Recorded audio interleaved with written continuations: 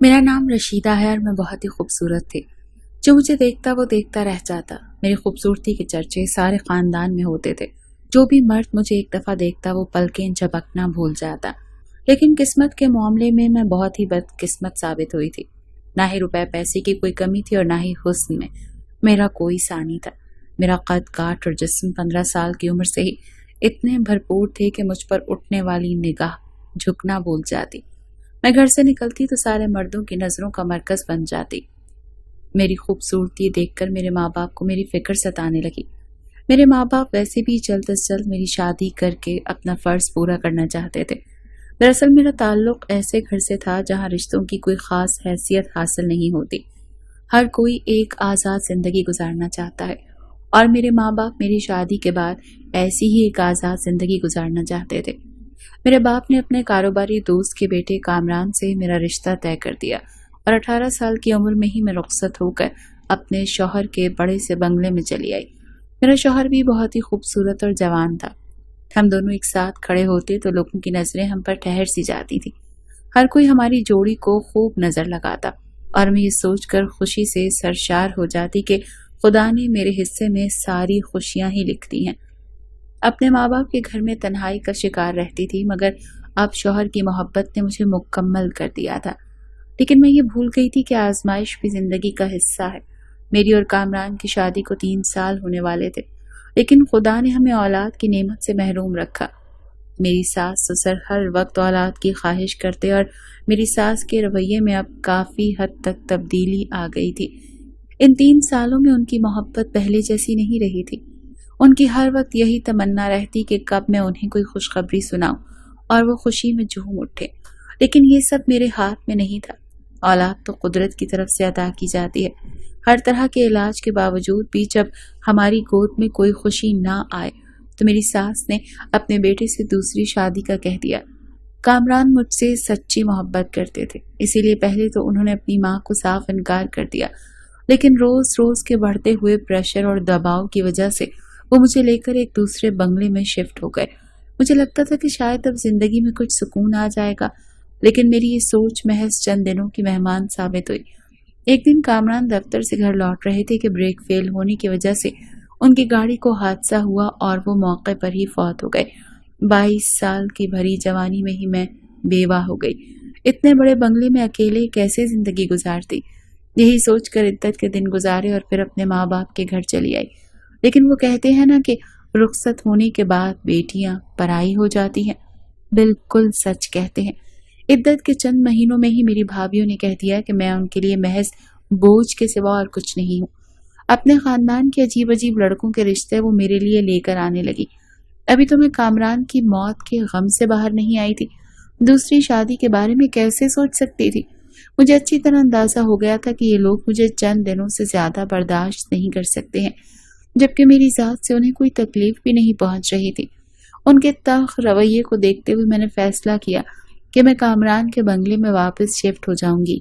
अकेले जिंदगी गुजारना इन मुनाफिकों के साथ जिंदगी गुजारने से कहीं बेहतर था, जो मेरे मुंह पर तो बहुत अच्छे थे लेकिन मेरे पीछे पीछे मुझे सिर्फ अपनी जिंदगियों से निकालना चाहते थे। इद्दत मुकम्मल होते ही मैं अपने बंगले में वापस आ गई। कामरान का कारोबार उनके भाई ने संभाल लिया था और खर्चे की एक खास रकम मेरे अकाउंट में बाकायदगी से ट्रांसफर होने लगी थी। मैं शुरू से ही नाज़ो नौम में पल सकती थी, इसीलिए काम काज की तो मुझे आदत नहीं थी। हमेशा नौकर चाकर मेरे आगे पीछे रहते थे, लेकिन इतने दिन बंगला बंद रहने की वजह से सारे ही मुलाजिम काम छोड़ गए थे। अलबत्ता मेरी एक पुरानी मुलाजमा मेरे साथ चली आई थी, लेकिन वो बहुत ज्यादा बीमार हो गई। उसने मुझसे छुट्टी की दरख्वास्त की तो मैं परेशान हो गई, क्योंकि उसके बगैर तो मैं बिल्कुल भी गुजारा नहीं कर सकती थी। वो कहने लगी कि बीबी जी, मैं गांव जाऊंगी तो वहां से अपने भाई को भेज दूंगी, वो आपके सारे काम काज कर देगा और आपका बहुत ख्याल भी रखेगा। मैंने उसे कहा कि पहले अपने भाई को बुलवा लो, फिर चली जाओ, ताकि उसे काम भी बता सको। वो फौरन मान गई और अपने भाई को गांव से बुलवा लिया। उसका भाई 17 साल का खूबसूरत नौजवान लड़का था, जिसे देखकर मैं चौंक गई थी। मुझे तो लगा था कि 13-14 साल का कोई बच्चा उसका भाई होगा, लेकिन ये तो अच्छा खासा जवान लड़का था। मेरी मुलाजमा ने उस घर का सारा काम समझा दिया। वो लड़का बहुत ही भला था, बहुत तेजी से हाथ चलाकर काम कर रहा था। 2 दिन में उसकी बहन ने उसे सारा काम समझा दिया और उसके बाद وہ مجھ سے کچھ مہینوں کی چھٹی لے کر اپنے گاؤں چلی گئی۔ دراصل بیمار تو وہ تھی ہی، لیکن اب اس کے گھر والوں نے اس کی شادی بھی طے کر دی تھی اور شاید وہ دوبارہ کبھی واپس نہیں آنے والی تھی۔ میری ملازمہ چلی گئی اور اس کا بھائی بنگلے کے کوارٹر میں ہی رہنے لگا۔ زیادہ لوگ ہی نہیں تھے، اسی لیے میں زیادہ نوکروں کا جھنجٹ بھی نہیں پالنا چاہتی تھی۔ اگلی صبح نوکر ناشتہ لے کر کمرے کے دروازے پر موجود ہوا۔ میں روزانہ صبح 10 بجے ناشتہ کرتی تھی۔ میں نے اسے کمرے کے اندر ہی بلا لیا۔ میں ابھی تک نائٹ ڈریس میں ہی تھی اور بیٹھے ہوئے بیڈ پر لیٹی ہوئی تھی۔ اسے دیکھ کر اٹھ بیٹھی۔ وہ میرا ناشتہ ٹیبل پر رکھنے کے بعد سر جھکا کر کھڑا ہو گیا، جیسے میرے اگلے حکم کا منتظر ہو۔ میں خاموشی سے اس کی طرف دیکھنے لگی۔ وہ 17 سال کا تھا، لیکن شاید گاؤں کی آب و ہوا نے اسے عمر سے زیادہ بڑا کر دیا۔ وہ ایک بھرپور اور توانا مرد نظر آتا تھا۔ نہ جانے کیوں اچانک ہی مجھے اس کی موجودگی سے گھبراہٹ سی محسوس ہونے لگی، کیونکہ اتنے بڑے بنگلے میں وہ میرے ساتھ اکیلا تھا اور دور دور تک کوئی نہیں تھا۔ یہ سوچ کر ہی مجھے خوف آنے لگا کہ میں بھی جوان ہوں اور وہ بھی۔ میری خوبصورتی پر تو ویسے ہی بہت سے آدمی مر جاتے تھے، اس نوکر کی نیت بھی نہ بدل جائے۔ میں نے بغیر سوچے سمجھے ایک جوان لڑکے کو اپنے پاس رکھ لیا ہے، جبکہ مجھے اس بات کا خیال کرنا چاہیے تھا کہ میں خود بھی ایک جوان بیوہ ہوں اور اتنے بڑے گھر میں تنہا ہوں۔ میں نے نوکر کو دن بھر کے اچھے کام بتا دیے اور وہ فوراً ہی کاموں پر لگ گیا، لیکن میرے دل و دماغ پر عجیب سا بوجھ آ گیا تھا۔ میں نے سوچا کہ کسی نئے بھروسے مند ملازم کا انتظار کر لوں گی اور پھر اس نوکر کو نکال دوں گی۔ مجھے اپنے گھر سے آئے کافی دن ہو گئے تھے، لیکن میرے گھر سے اب تک کوئی مجھ سے ملنے کے لیے نہیں آیا تھا۔ میرے ماں باپ اپنے پوتے پوتیوں میں اس قدر مگن تھے کہ شاید انہیں میری تنہائی کا احساس ہی نہیں ہو رہا تھا۔ سسرال والے تو پہلے ہی مجھے ناپسند کرنے لگے تھے۔ ان کے لیے میرا ہونا نہ ہونا برابر تھا۔ مجھے سمجھ نہیں آ رہا تھا کہ میں نئی ملازمہ کے لیے کس سے کہوں، اور پھر اتفاق سے اسی دن میری ایک پرانی دوست بانو مجھ سے ملنے کے لیے چلی آئی۔ وہ شادی ہو کر باہر ملک گئی تھی اور اب چھٹیوں میں واپس آئی تھی، تو اسے میرے بیوہ ہونے کی خبر ملی۔ پھر اس کے گلے لگ کر میں پھوٹ پھوٹ کر رو پڑی تھی۔ میری بربادی کی داستان سن کر وہ بھی بہت اداس ہوئی۔ کافی دیر ہم دونوں ایسے ہی باتیں کرتے رہے اور پھر میں نے اسے بتایا کہ میں اپنے گھر کے کام کاج کے لیے ایک بھروسے مند ملازمہ کو ڈھونڈ رہی ہوں۔ وہ میرے نوکر کو دیکھ کر کہنے لگی، یہ لڑکا ہے تو صحیح، تو کام پر اچھا کر رہا ہے، پر تمہیں کیا ضرورت پڑی ہے نئی ملازمہ ڈھونڈنے کی؟ میں نے اسے اپنے دل میں آنے والے وسوسے کے بارے میں بتایا تو وہ کہنے لگی، رشیدہ تم بھی کیا بیوقوفوں والی باتیں کرتی ہو؟ خود ہی کہہ رہی ہو کہ اس کی بہن سالوں سے تمہاری وفادار ملازمہ ہے اور یہ نوکر بھی بہت شریف ہے، اور پھر خود ہی پریشان ہو رہی ہو۔ میری مانو تو تم نئی ملازماؤں کے جھنجٹ میں نہ پڑو۔ آج کل کی ملازمائیں بھی کچھ کم نہیں ہیں، بے حساب چھٹیاں کرتی ہیں، اور دوسری بات یہ کہ ایک گھر کی خبر دوسرے گھر میں پہنچا دیتی ہیں۔ تم تو ویسے ہی اکیلی رہتی ہو، خدا نہ خواستہ کہیں نئی ملازمائیں تمہیں نقصان نہ پہنچا دیں۔ بانو کی بات سن کر تو میں مزید پریشان ہو گئی۔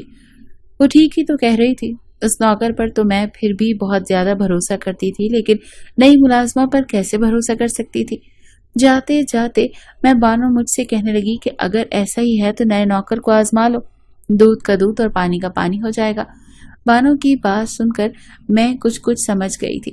اس کا مشورہ مجھے ٹھیک لگا تھا۔ میں نے سوچ لیا کہ میں ایک دفعہ تو نوکر کو آزماؤں گی، اور اگر وہ پاس ہو جاتا ہے تو میں اسے ہمیشہ کے لیے اپنے پاس رکھ لوں گی، کیونکہ نہ ہی اس بنگلے کو چھوڑنے کا میرا کوئی ارادہ تھا اور نہ ہی دوسری شادی کرنے کا۔ ویسے بھی مجھے اس بات کا یقین آ گیا تھا کہ قدرت نے میری قسمت میں اولاد نہیں لکھی، تو پھر دوسری شادی کر کے بھی مجھے کیا ہی حاصل ہوتا۔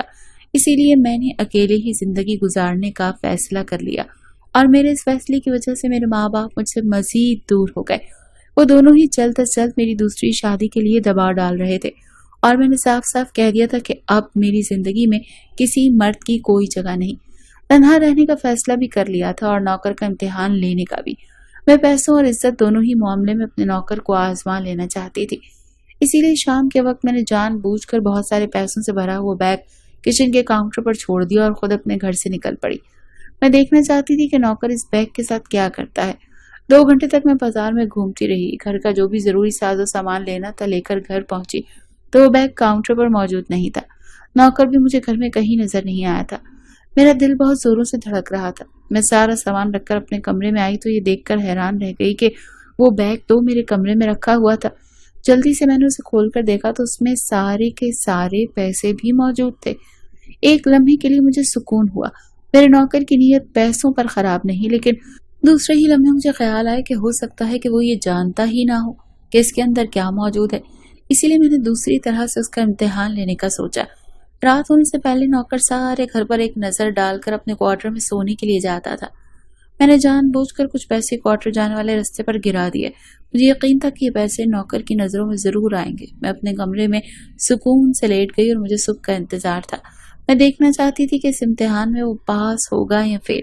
मैं सोच रही थी कि सारी रात शायद मुझे इंतजार में नींद ना आए, लेकिन ये मेरी गलत फहमी थी। मुझे कमरे में आकर ज्यादा देर न गुजरी थी कि कमरे का दरवाजा बजने लगा। पहले तो मैं हैरान हो गई, लेकिन नौकर की आवाज सुनकर मैंने उसे अंदर आने की इजाजत दे दी। वो सर झुकाए कमरे में आया और मेरे आगे पैसे रखकर कहने लगा कि ये उसे एक क्वार्टर के रास्ते में मिले हैं और ये उसके पैसे बिल्कुल भी नहीं हैं। नौकर की वफादारी ने मुझे हैरान कर दिया। वो पैसे तकरीबन लाख के करीब थे। मैंने नौकर से कहा, ये पैसे मेरे भी नहीं हैं, तुम चाहो तो ये पैसे रख सकते हो। मैं उसकी वफादारी का इनाम उसे देना चाहती थी। नौकर हाथ जोड़कर कहने लगा, मालकन, मैं हलाल का लुकमा खाता हूँ। मैं नहीं जानता ये पैसे आपके हैं या किसी और के, लेकिन ये मेरे नहीं हैं, इसीलिए मैं इन्हें किसी सूरत नहीं रख सकता। वो खाली हाथ वापस चला गया और पैसे मेरे सामने पड़े रह गए। मेरा दिल उसकी बात से राजी हो गया कि नौकर की नीयत तो बिल्कुल साफ है और वो कभी भी मेरी किसी भी कीमती चीज को हाथ नहीं लगाएगा। अब सिर्फ एक ही चीज रह गई थी और वो थी हम दोनों के दरमियान की इज्जत। मैं अभी भी जवान थी और वो भी जवानी की दहलीज पर कदम रख चुका था। ऐसे में हमारा एक साथ बंगले में रहना ठीक नहीं था। मैं ये बात भी जानती थी, लेकिन मैं किसी गैर शख्स को अपने साथ नहीं रखना चाहती थी। अगर नौकर आखिरी मरहले को पार कर जाता है तो हमेशा के लिए मेरा वफादार मुलाजिम बन जाता।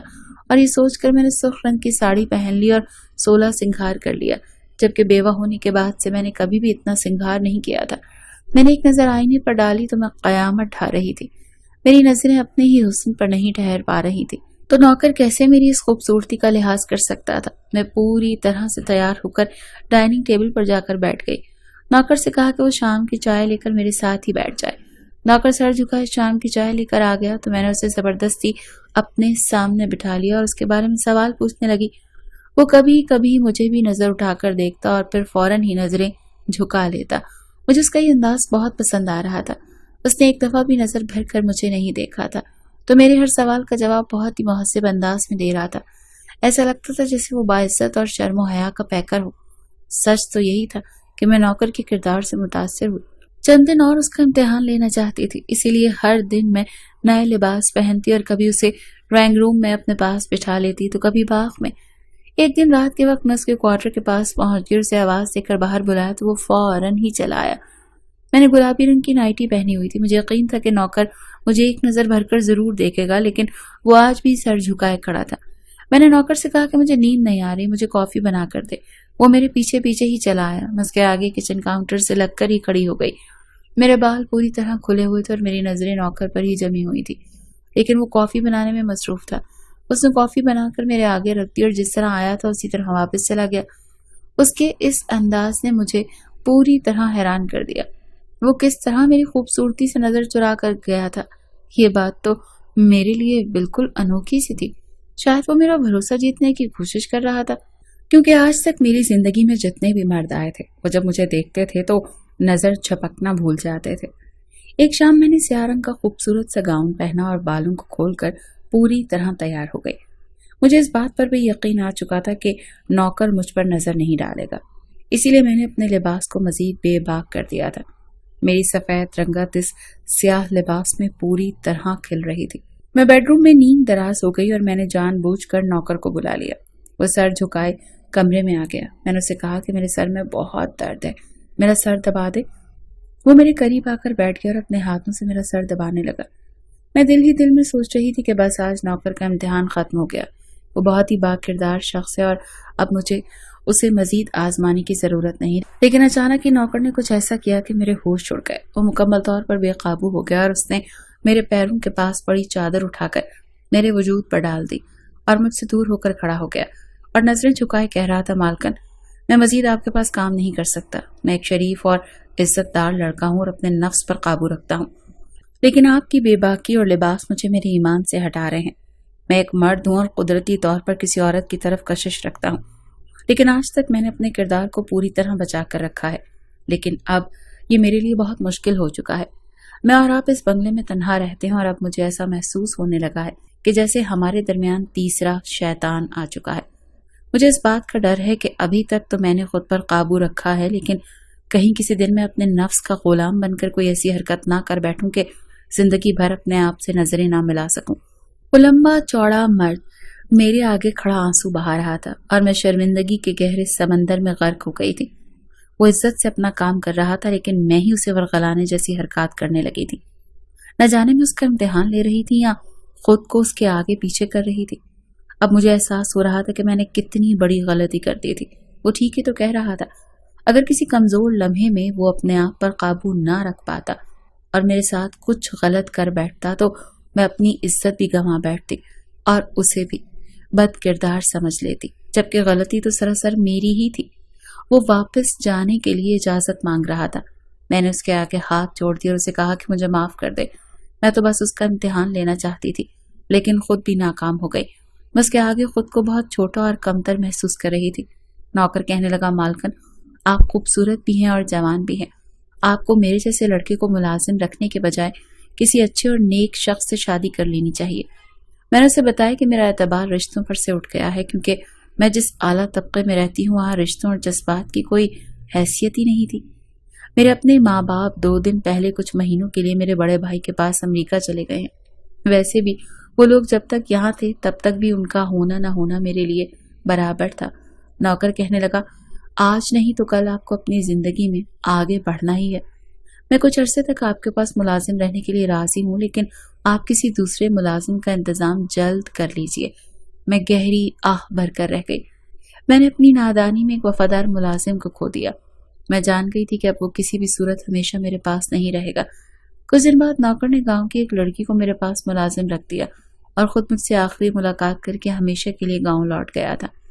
آج بھی میں جب بھی اس نوکر کو یاد کرتی ہوں تو میری آنکھیں بھیگنے لگتی ہیں۔ وہ آج کے دور میں ایک نیک سیرت انسان تھا جس نے کئی بار موقع ملنے کے باوجود بھی کبھی مجھ پر بری نظر نہیں ڈالی تھی۔ ایک بات میں اچھی طرح سے سمجھ لی تھی کہ ہر رشتہ آزمانے کے لیے نہیں ہوتا۔ کبھی کبھار ہمارے آزمانے کا طریقہ دوسرے انسان کو ہم سے دور کر دیتا ہے۔ کچھ رشتوں پر بغیر آزمائے ہی اعتبار کر لینا چاہیے۔ میں پہلے دن سے جانتی تھی کہ میرا نوکر ایک اچھا انسان ہے، لیکن اسے آزمانے کے چکر میں نے اسے کھو دیا تھا۔ میری آپ لوگوں سے بھی یہی گزارش ہے کہ اپنے قیمتی رشتوں کو جان بوجھ کر کبھی ایسی آزمائش میں نہ ڈالیں کہ جن کی وجہ سے آپ کو انہیں کھونا پڑ جائے۔